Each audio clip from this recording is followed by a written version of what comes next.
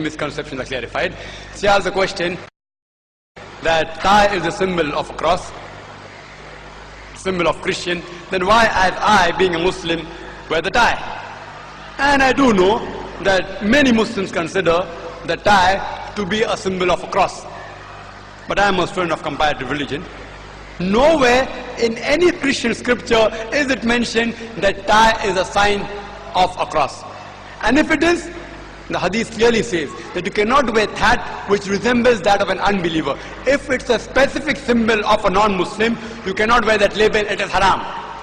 Nowhere will you find a single statement in any verse of the Bible where it says that tie is a sign of a cross. I am aware that many Muslims, they are against the Western culture, and I don't blame them. What I say, if you find something against, if you observe something which the Westerners are doing wrong, you have to object to it. But what things they do good, there is no harm in agreeing with it. What things are neutral, there is no harm, not that you have to object to that also. Many Muslims are so much against the Western culture that they object on each and everything. Tie is not at all the symbol of Christianity. And this question is posed to me in various parts of the world, and I challenge and I tell the audience that if any Muslim can prove to me any time with authentic proof that tie is a sign of a cross of a Christian, I will be the first person to remove it. And I will tell all the people not to wear it. Tie is not a sign of Christianity at all. It's not a sign of a cross at all. It's a cultural dress. And research that has been done by scholars, not from hearsay, from scholars, how did it originate? Some scholars say in the cold countries, people wore a tie to tie their garments which were heavy, in the cold countries, woolen clothes, etc. It's a cultural dress. It's not a dress of the Christian. You go throughout the world, the Christian wears, he wears a tie, alhamdulillah, know about it. The Muslim wears it, the Hindu wears it. It is not specifically a sign of Christianity, it's a cultural dress. And a Muslim is allowed to adopt any culture as long as it doesn't go against the Islamic Sharia.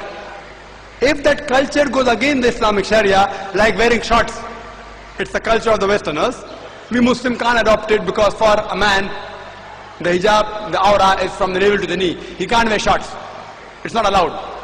Traveling in a car, the car was invented by the Christian, the Westerners. Can I say the Christian invented it, therefore I can't sit in a car? I'm not driving an aeroplane. Can I say that? No. Whatever is against the Sharia, you should not do. Tie is not a sign of Christianity at all. This tie, people say, it looks like a cross. You open and you stretch the circle, it becomes a cross. I tell them the kurta that you wear, you put like that, it resembles more like a cross. So you can't invent your own thinking. Oh, kurta looks like a cross, therefore stop wearing kurta. Can I tell that? Can I ever tell that? See, the Prophet said, anything which is a symbol of a particular religion, don't wear those symbols. Tie is not a symbol of Christianity, it's a cultural dress. It's not a fard you should wear a tie, I'm not saying that. If you don't wear, alhamdulillah, I'm with you.